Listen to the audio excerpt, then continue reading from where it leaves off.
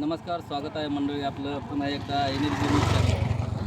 आज आपण आलेलो आहे बघा विदर्भ आणि मराठवाड्याच्या बाउंड्रीवर, आणि इथं जे रस्त्याचे काम चालू आहे ते दाखवण्याचा आपण प्रयत्न करत आहोत.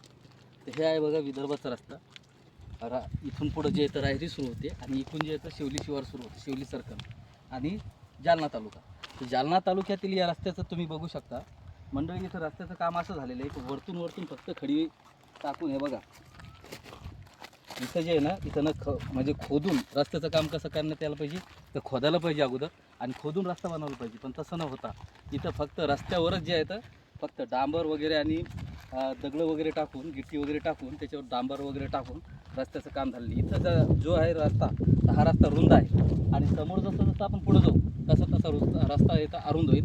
ते पण तुम्हाला दाखवण्याचा प्रयत्न करेल. तर सर, हे जे रस्ता आहे मला, तर हा रस्ता असा आहे 173 हायवे एस म्हणून, म्हणजे स्टेट हायवे 173 हा आहे. हा गुगलवर दाखवला जातो, पण तसं काही नाही ॲक्च्युअलमध्ये.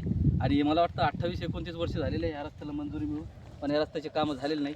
ह्या रस्त्याच्या नावावर कोट्याचे बोगस बिलं इथं उचलून बोगस बिलं खाण्यात आलेले. इथील जे लोकप्रतिनिधी आहे येथील संघातील परतूर मतदारसंघातील, ह्यांनी आतोनात इथं पैसा खाल्लेला आहे.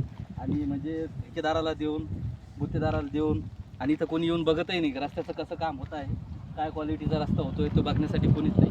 म्हणजे शॉर्टकटमध्ये सांगायचा अर्थ असंच आहे, कांदळा दळतोय आणि कुत्रा खातोय, अशी अवस्था झालेली आहे आपल्या या शेवली सर्कलच्या ह्या रस्त्याची. आणि हा रस्ता आहे 173 एस हायवे. आणि मी तुम्हाला पुढं पण दाखवेन याचं कसं काम झालेलं आहे. तर चला पुढं पाहूया मंडळी. तर आपण बघितलेलं आहे का, आता जे विदर्भ आणि मराठवाड्याच्या बाउंड्रीवर जे रस्ता, हाच रस्ता आहे, हाच रोड आहे. तर हा रोड तिथं रुंद आहे आणि इथं येऊस तर म्हणजे आता हे जे आहे तर आपण हे शेवली सर्कल याला जोडलेलं. इथून आता एक 5-6 किलोमीटरवर शेवली म्हणून गाव आहे, डोंगर शेवली गाव आहे. आणि डोंगर शेवली गाव हा भरपूर सर्कलच्या मापतीमध्ये भरपूर मोठं गाव आहे. आणि या गावाचा हा रस्ता जो आहे, तर ह्या रस्त्याची मंजुरी जी आहे तर एक 28-29 वर्ष अगोदर झालेली आहे साहेब. आणि ह्याच्यामध्ये जे आहे तर आतापर्यंत ह्या रस्त्याचं कोणतंच काम झालेलं नाही. आणि आज आपण गुगलवर सर्च जर केलं, मॅपवर जर सर्च केलं, तर इथं 173 हायवे दाखवतो. आणि कोट्यावधी निधी किती वर्षापासून ह्या रस्त्याची अशी दर प्रत्येक 2 वर्षाला 1 वर्षाला डागडुजी करावं लागते. कोट्यावधी निधी त्याचा मंजूर होतो. आणि तो जो निधी भेटतो, तर तो निधी जे येतं इथले ठेकेदार, गुत्तेदार आणि इथले लोकप्रतिनिधी हे ते आपल्या घशामध्ये घालतात साहेब. हे आतोनात आणि खूप मोठा भ्रष्टाचार ह्या इथं होत आहे. आपण बघत आहात माझ्या पाठीमागं हा रस्ता काय कोणत्या प्रकारे बनवण्यात येतो. त्या रस्त्याची क्वालिटी तुम्हाला दाखवतो समोर. हे बघा, हे रस्ता फक्त दगडं टाकलेले, खाली काहीच नाही. दगडं टाकलेले, हातचा उकरता येईल बघा. फक्त दगडं टाकून ह्याच्यावर, आणि ह्याच्यावर दगडं टाकलेले, फक्त जुना रस्ता आहे त्याच्यावर दगडं टाकून त्याच्यावर खडी टाकलेली आहे आणि त्याच्यावरच जे आता डांबर टाकून देते, झाला रस्ता तुमचा. आणि हा रस्ता एक पाऊस पडला का हा रस्ता परत जासेल तसं होणार. समोर तुम्हाला दाखवतो रस्ता. या रस्त्याची क्वालिटी बघा कशी आहे. तर अशा प्रकारे इथं काम होत आहे. आणि ह्याच्यावर कोणाची म्हणजे ते ह्याच्यावर कोणी विचारत नाही, विचारपूस करू शकत नाही, कोणी ह्याला विचारायला वाली नाही ह्या गावाला. आणि हा गाव असा शेवली सर्कल, इथं एक 17-18 खेडे मिळून हे गाव एक असं होतं. ह्याचं जुनं जर इतिहास बघितला तर त्या इतिहासामध्ये हा गाव सर्वात मोठा होता. मोठी बाजारपेठ होती. पण ते रस्ते नसल्यामुळं त्याला आज बाजारपेठ नाही राहिली. तिथं जे येतं पाठीमागं सरकार, हे बघा अशा या रस्त्याचं काम आहे. आणि ह्या रस्त्याचे कोटीचे बिलं जे उचलून इथले जे लोकप्रतिनिधी म्हणा किंवा जे ठेकेदार आहेत, इंजिनियर आहेत, ते घशामध्ये घालतात. तर रस्ते वाहतूक मंत्री श्री नितीन गडकरी साहेब, आपल्याला एक असं आव्हान आहे, तुम्ही जे कोट्यवधी निधी आम्हाला मंजूर करून आपल्या महाराष्ट्रात देतात, तुम्ही कोट्यवधी निधी मंजूर करून जे महाराष्ट्रात देतात, त्या निधीचा इथं गैरवापर होताना तुम्हाला दिसत आहे. तुम्ही बघू शकता की इथं त्या निधीचा कसा गैरवापर होतो.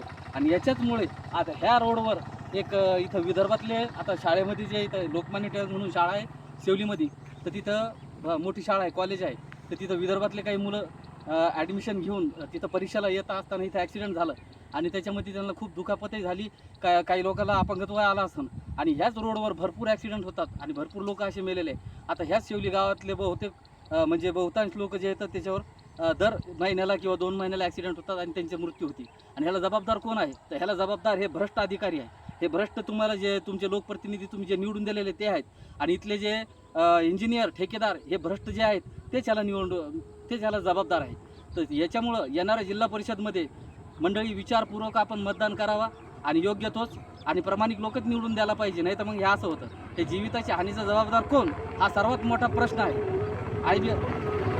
हा सर्वात मोठा प्रश्न आहे. आता हा प्रश्न जो आहे NLB न्यूज चॅनलच्या मार्फत आम्ही जनतेच्या नजरेसमोर हे आणून देत आहोत आणि शासनाच्या पण नजरेसमोर ते आणून देत आहोत. आपण बघत होता NLB न्यूज चॅनल. धन्यवाद. मी सई दिल्या.